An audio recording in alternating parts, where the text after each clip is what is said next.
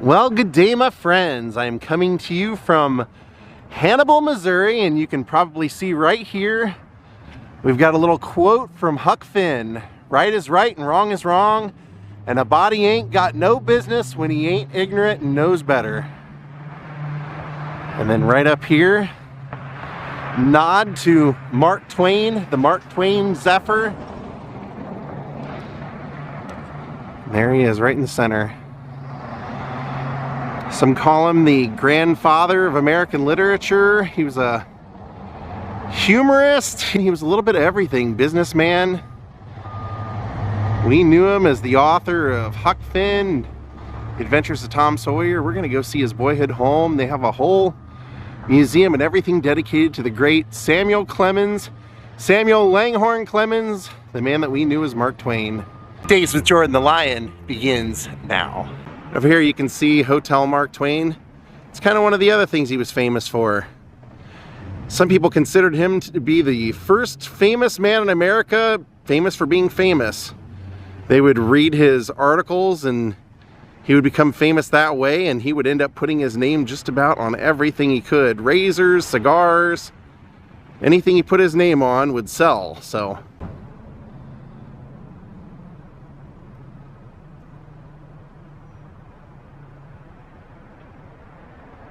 Before I even get over to the Mark Twain house, I'm at the Mark Twain Dinette, home of Mark Twain's Fried Chicken. And the Boyhood home is right over here. That's the Becky Thatcher house over there. Recognize her from the books. This is great. They have it all kind of in one section, or I mean, that's probably how it was. But you enter over here for the experience. They have Tom Sawyer's Fence, the house, his father's law office.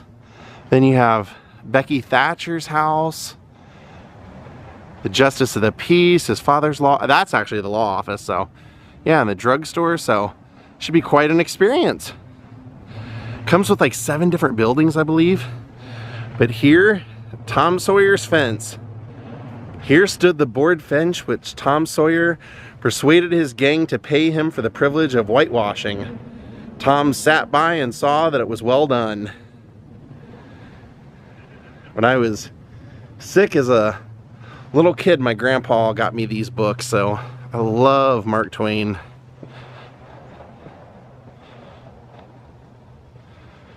And to get to do it at Christmas time. Remembering the Man, an American Past. Says, like all of us, Mark Twain told stories about his childhood in order to understand who he had become as an adult. The boy. In this house, right here, it says, in this house, Samuel Clemens led a pretty typical life for a small-town American boy in the 1850s. Yet his life here helped to shape him to Mark Twain, one of the world's greatest writers. It says, the writer, as a writer in the 1870s, Mark Twain returned to this house in his memory. He used his imagination to turn the people, places, and events of his childhood into stories that captured the soul of America. Mark Twain walked back into this house on a visit to Hannibal. After he was world famous, memories of his boyhood days filled him with both pleasure and regret. So we'll get to match up that same photo right there. Samuel Langhorne Clemens. I read a story that when he wanted to marry his wife Olivia, her father said he asked everybody and could not get a good reference from Samuel Clemens or about Samuel Clemens. So he asked Samuel Clemens himself to get references and almost couldn't get anybody to say anything good about him. I believe this is a self-guided tour. So as soon as you come in, it tells the whole story of the family, his mother, his brothers, his father. But we want to see mostly the buildings, I believe. Although this is very important because his brother owned a newspaper, and that's where he really kind of got his start. becoming a typesetter. And actually he ended up investing later on almost all of his money into a typesetting machine that was so intricate that a lot of times it didn't work. So it was a total failure in the end, and he ended up having to file for bankruptcy. He did eventually come out of it, but that was a big part of his story, was for all the successes he had, he did end up pretty much penniless at one point.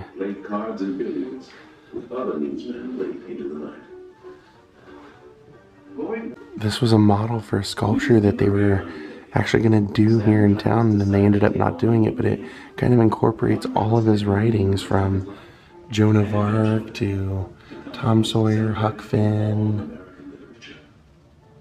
Wrote a lot of stuff. In fact, one of the things a lot of people don't know is that at the end of General Grant's life, he was not very popular. He had 2 terms as a kind of an unpopular president, and it was Mark Twain who talked him into writing his memoirs.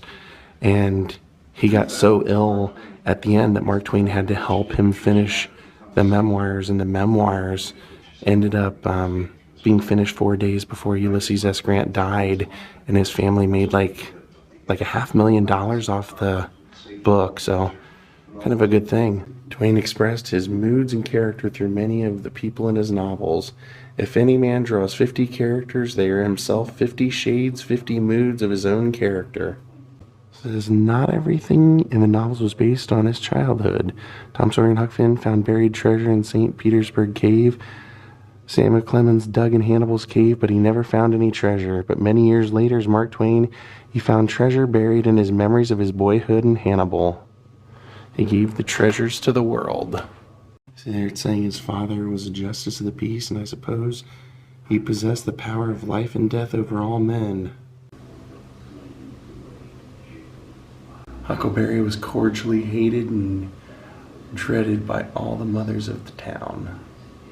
We're first going to go over to the Huckleberry Finn house, which is right over here. It's really cool when they make something like this. Like the book comes to life. I believe they even have statues of Huck and Tom. Huckleberry Finn house.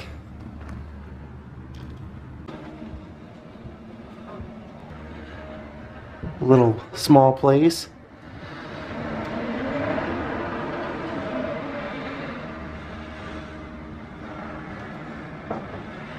Says, since at least 1885, this has been publicly identified as the home of Huck Finn. This was well within the living memory of townspeople who were youthful companions in the escapades of Samuel Clemens and Tom Blankenship, Huck Finn. So yes, Huck Finn was his pal Tom Blankenship. Of course, Huck Finn was the one who helped Jim.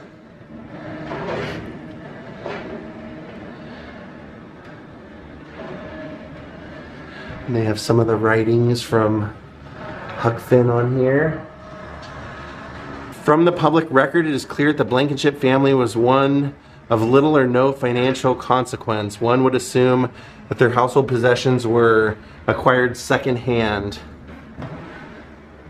So there's their stove. They have it all behind glass, but you can see where they would have eaten.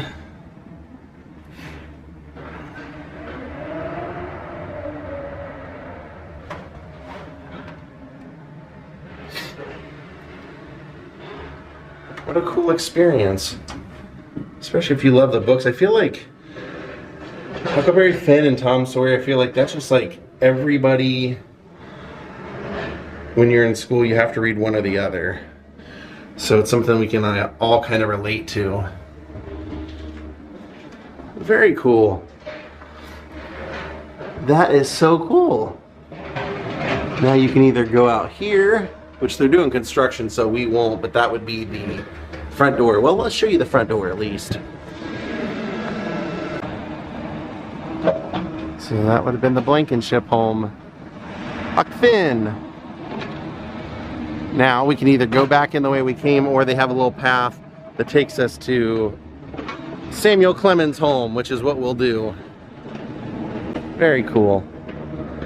I got here kind of the earliest part of the day.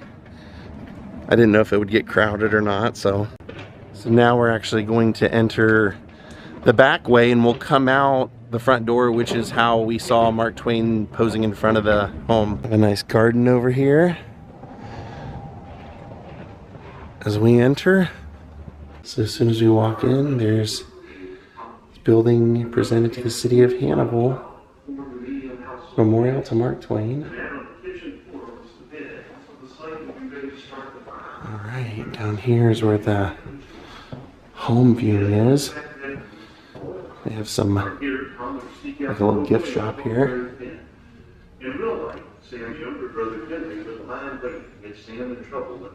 There we go. It says in 1902, Mark Twain visited his childhood home for the last time. Enter here to view the home. Tom Sawyer came back from the island over here. Alright, I just left that little hallway, and it brings you to this doorway. You guys are gonna get first views like me. Oh, wow.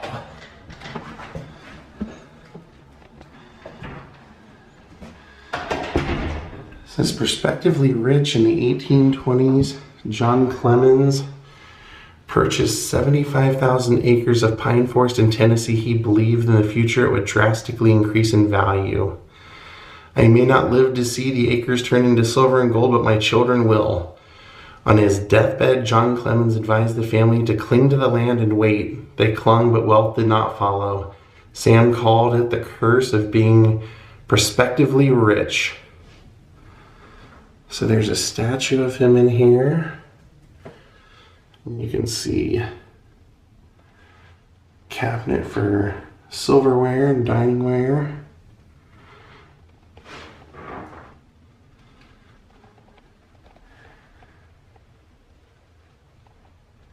Like his father, Twain believed that riches came from hard work. As a young man, he progressed through a variety of careers, including typesetter, steamboat pilot, silver miner, and reporter before his writing made him rich. Unfortunately, once he had money, he fell into the common traps of poor investing and overspending.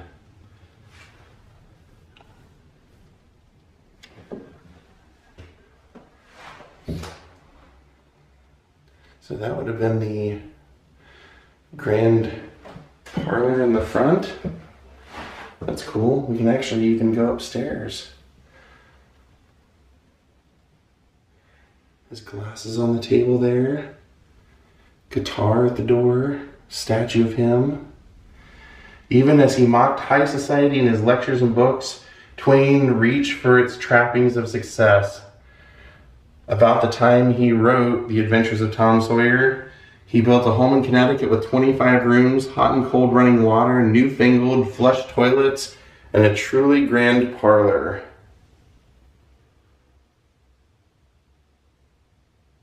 This was a pretty nice house. I mean, he was the Justice of the Peace, so he's probably better off than, you know, a lot of people for sure. But nice. So John and Jane Clemens were proud people who strove to lead proper, respectable lives. Their formal front parlor projected comfort and welcome befitting of John's position as Justice of the Peace, which the Justice of the Peace, he would have just had to walk right out that door and over there. It says, as the family fell on hard times,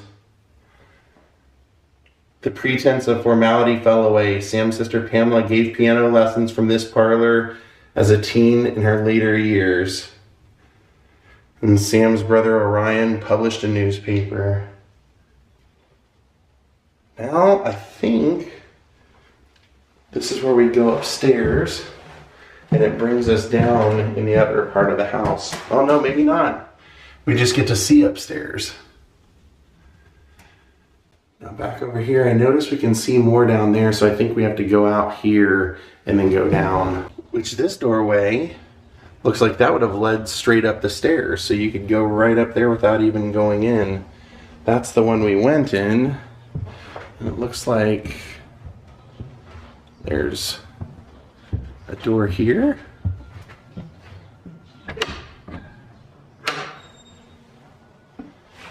Ah. Says learning right from wrong. Missouri was a slave state and Hannibal life taught Sam that slavery was acceptable. His preacher said it was God's will. His father beat their enslaved African, and when 10-year-old Sam witnessed the murder of an enslaved man with a chunk of iron, no one was punished because it wasn't a crime. But Sam felt differently as he played during summers on his uncle's farm with the enslaved children and listened all evening to spirituals and stories around the fire by Uncle Dan, an enslaved man whose sympathies were warm and wide. Scholars regarded Uncle Daniel as the inspiration for Jim and the Adventures of Huck Finn.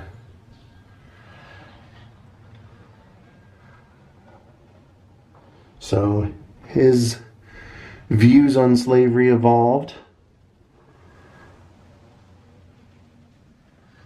And interesting. This would have been slaves' quarters, it says. Sleeping pallets for slaves. Household slaves would not have beds. They would have slept on a pallet. A compilation of sheets, blankets, clothes, rugs on the floor.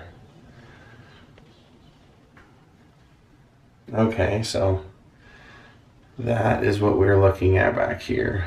It's the slave quarters. And you can see into the back of the house that we were looking in from over there. Oh, so we do get to go upstairs. We just don't take that stairwell. We're gonna take this one outside. So it's a whole experience. It's the back of Samuel Clemens, Mark Twain's home. Or one of the back views. So now we're gonna enter this door above the slave quarters. Oh, nice. See? Good thing we came here at Christmas time. Marbles. Looks like this was his bed, his bedroom. Many of Twain's books contain characters inspired by folks from Hannibal, but none more so than Tom Sawyer. Young Laura Hawkins became his Becky Thatcher. His siblings Pamela and Henry were cousin Mary and Sid. His mother's kindness was stamped into Aunt Polly. See the Tom Sawyer stuff in the tree? Look, Tom's even looking out the window, waving.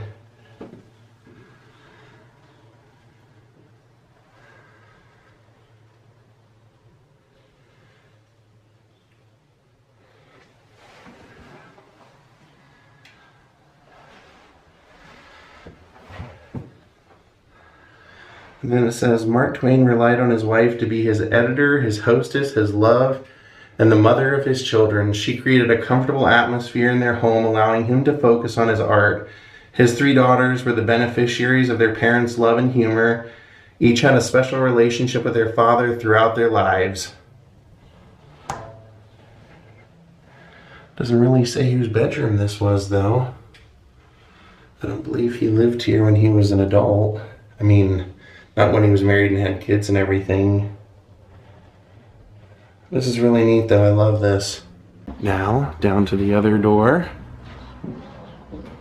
Neat. It's another bedroom, probably his parents' bedroom, I would guess, with him looking out the window right above his father's work, right above Becky Thatcher's house. And it says, Hannibal's gift. Without the steady, sustainable influence of Hannibal and its colorful residence, Samuel would not have fashioned himself into Mark Twain. Hannibal did not shield Sam from the realities of the 19th century America. There was illness, deceit, death, even as there was love, forgiveness, and adventure. The call of the Mississippi River put a wandering into his soul that challenged him to make his way around the world, and his mother's joyful love of stories encouraged him to express his thoughts. Samuel Clemens gained much from his boyhood home in Hannibal, and so did America.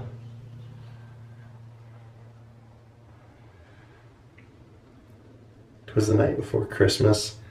They've left out treats for Santa as he looks out the window for Santa. Great job. We're not done here though. We still have to go, or we still get to go over and see Becky Thatcher's house. So now we've exited the house and we're going over to the Becky Thatcher house. But this is what we were talking about. Right there would be that picture of him coming out of that doorway right there. And they have a memorial plaque I'm just seeing off to the left. It says Mark Twain's boyhood home, of course. Historical landmark. So as we enter this, it does have a little sign. Home of Becky Thatcher, Tom Sawyer's first sweetheart in Mark Twain's book, Tom Sawyer. Tom thought Becky to be the essence of all that is charming in womanhood. See what they turned it into.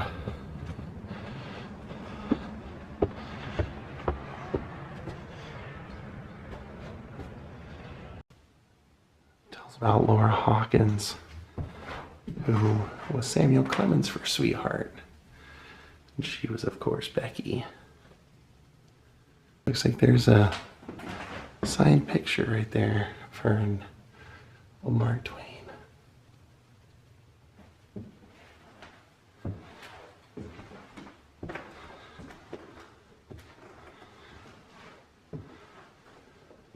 Oh, it's kind of like a showing what life was like in Hannibal.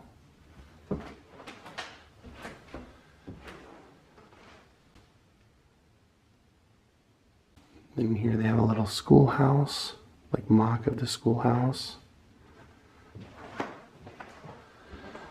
If you went to school in the 1850s, like he would have, they would have.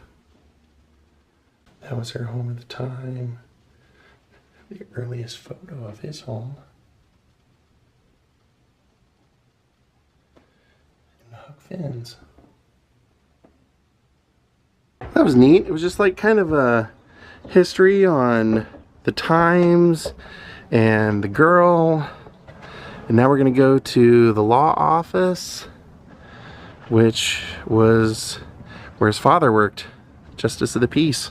Okay, as soon as we walk in, you can see where could have slept. It's hard to forget most things. I remember yet how There's an upstairs. Once when I was a boy, and then pretty late at night concluded to climb into the window of my father's office and sleep on the lounge, because I had a delicacy. You can see where his father would have had court hearings right here.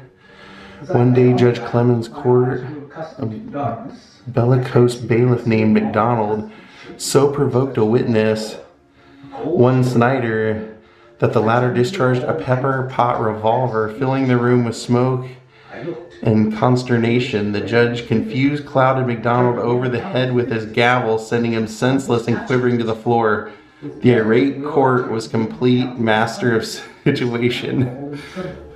Weird. Little disorder in the court. Three Stooges style, it sounds like, but that's where his father would have enforced the law here in town. I put my hand over my eyes and counted. And one of the stories I had read was that one of the ways that Samuel Clemens actually really became famous, or one of the things that led to it, was he was supposed to be in a duel, and when he found out how good of a shot was, he took off in the middle of the night and went to San Francisco, and then he got hired by the San Francisco Chronicle, and that's where his writings really took off. So now this leads us over to the drugstore, Grant's Drugstore. It says, in 1846, Mark Twain's family fell on hard times and couldn't afford to live in their own home. The Grants invited the entire Clemens family to live with them in the rooms above their pharmacy. So they would have moved from this house over here to up there. They shared their roof and their food. To allow Mr. Clemens to get his career and finances in shape, The space was small, but their hearts were grand, and for a brief time, this house was Mark Twain's home. How nice. You want to talk about neighborly? That is being a neighbor, and I bet it gets you out of many court accusations. It says to go up to the second floor, which we will, but I gotta see what's on the first floor. I did see that they are doing some renovations and stuff, so they're working on that. Oh, nice. They have the whole drugstore in here.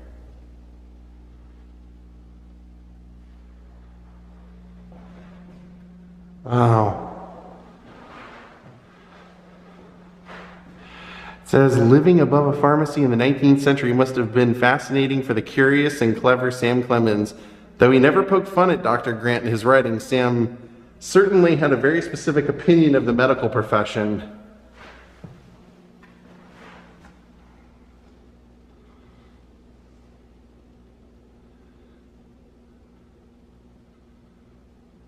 Interesting. Let's go see their house. Let's go see where they lived upstairs.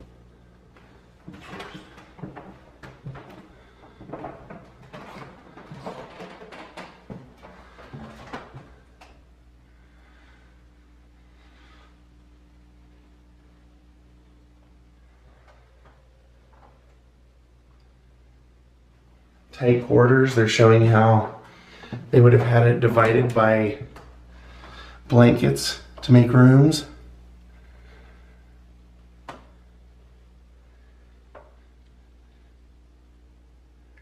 Chamber pot.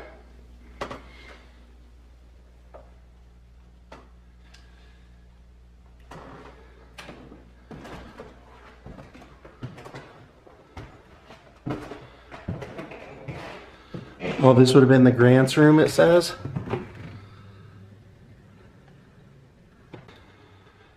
And I guess they would have, yeah, when you think about it, it's not just the Clemens living up here, because the Grants would have had to live up here with their families too, so it's two families living up here.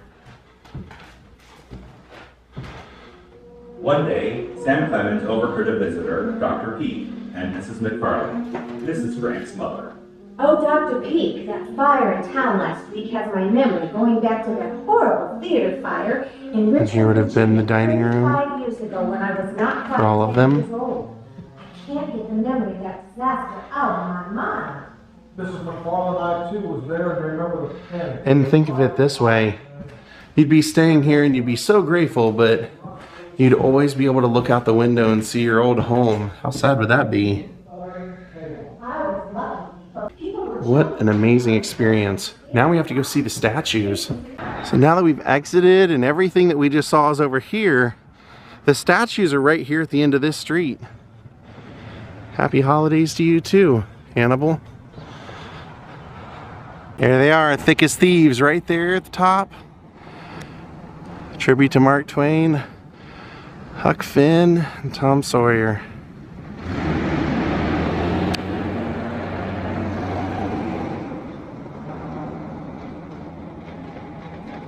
Let us endeavor so to live that when we come to die, even the undertaker will be sorry.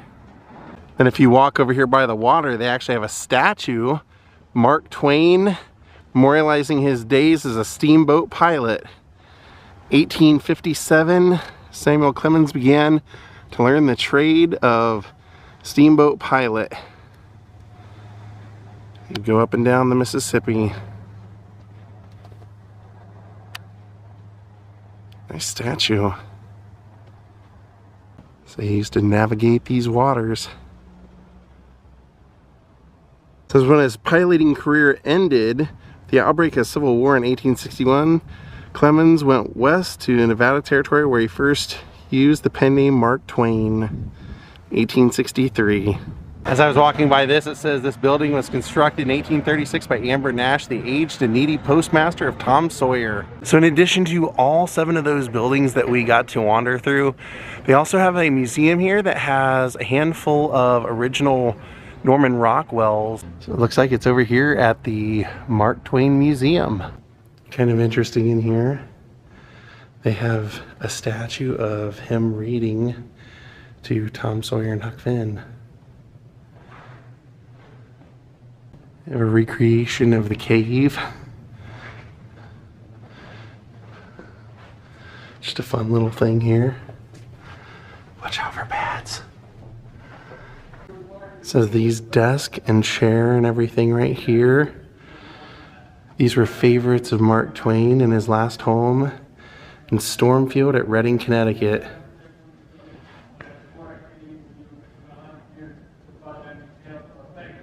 That's very cool to see his eyeglasses and everything there. So this wall's talking about how Norman Rockwell got the gig of a lifetime when they asked him to, even though he was doing the Saturday Evening Post covers, they asked him to illustrate the adventures of Huck Finn and the adventures of Tom Sawyer. He said he was absolutely thrilled to get to do that, to do the pages.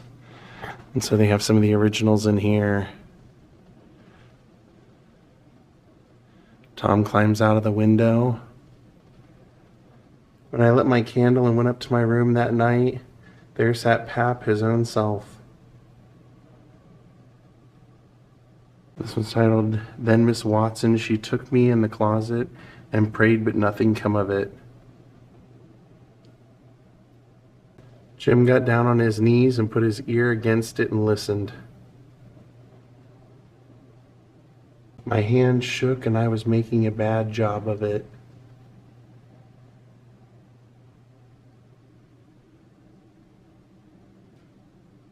Your eyes is looking at this very moment on the poor disappeared Dauphin Louis XVII. Then for 3 minutes or maybe 4, I never see two men leak the way they done. Miss Mary Jane, you can't a beer to see people in trouble, and I can't most always tell me about it. There wasn't no harm in a million them, but that never made no difference to Aunt Sally. She despised steaks, be the breed what they might. And then here, some of the work published in the book. Like we saw that drawing. Look at that. Out there painting the fence. Let me see him, Huck. My, he's pretty stiff. Where'd you get him? There's a bronze casting of Samuel Clemens, Mark Twain's hand. Here they have his pipe and his Christmas watch. This jewelry box belonged to his wife. Livy's jewelry box. His wife's name was Olivia. That's very cool to see. He was heartbroken when she died. Here's his top hat. And actually made a death mask of their son that passed away at 19 months. This place is incredible. This whole experience has been incredible, and there's so much more you should come see for yourself. Hey, look who else I found here in town. I see you up there, fella. What a cool historic place. When we started over at the Mark Twain Dinette, I noticed on the other side of the building they have something special if you're in the mood for it.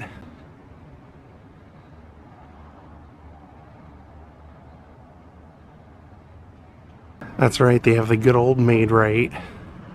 Can't go wrong with the Made Right. Well, my friends, I'm gonna end it on this beautiful mural here in town. Hope you enjoyed this vlog. This was a lot of fun. This is a really cool town to explore. Thank you all for watching. We will see you next time from the great Hannibal, Missouri. Have a great night and goodbye.